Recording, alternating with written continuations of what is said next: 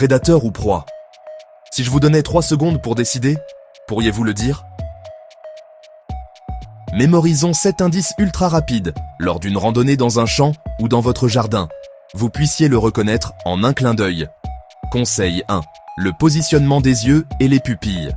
Les prédateurs ont généralement les yeux orientés vers l'avant, pensez aux chats, aux hiboux ou aux loups. Les proies ont souvent les yeux sur les côtés pour scruter les dangers, comme les cerfs, les lapins et les pigeons. Bonus, la forme de la pupille. Les fentes verticales, chats, certains serpents. Les barres horizontales, moutons, chèvres. Conseil 2. Les dents, les becs et les griffes. Des outils coupants et tranchants signifient généralement un prédateur canine bec crochu chez les faucons, griffes rétractables chez les chats. Des broyeurs plats, des incisives en forme de ciseaux ou des becs larges pour le pâturage signifient des herbivores des proies comme les cerfs, les chevaux et les canards. Conseil 3.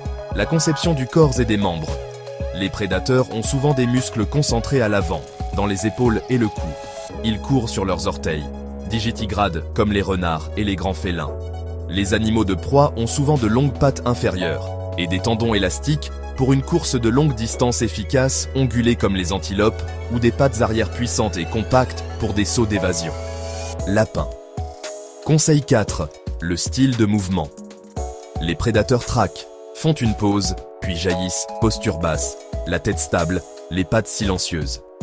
Les proies montrent des arrêts et des départs pour scruter, des zigzags et des bonds soudains.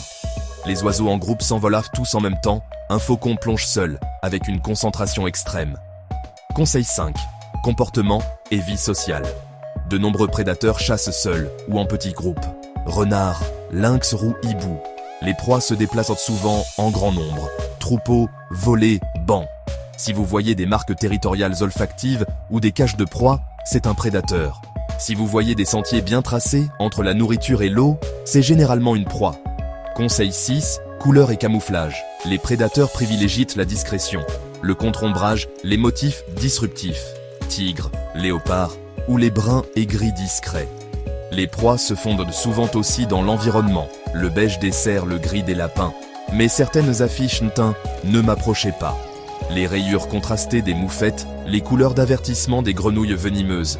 Un reflet oculaire la nuit, plus courant chez les prédateurs nocturnes avec des couches oculaires réfléchissantes. Conseil 7. Traces, excréments et autres signes. Les traces de prédateurs ont tendance à être plus rondes, avec de grands coussinets et parfois sans marque de griffes. Les canidés montrent leurs griffes, mais leurs traces restent assez rondes. Les proies, comme les cerfs, laissent des empreintes en forme de cœur qui indiquent leur direction. Les excréments racontent une histoire. Fourrure, plumes et morceaux d'os sont l'œuvre d'un prédateur fibreux. En granulés ou herbacés sont ceux d'une proie. Petit tour rapide. Hibou contre lapin, yeux orientés vers l'avant et cerf, le hibou est un prédateur.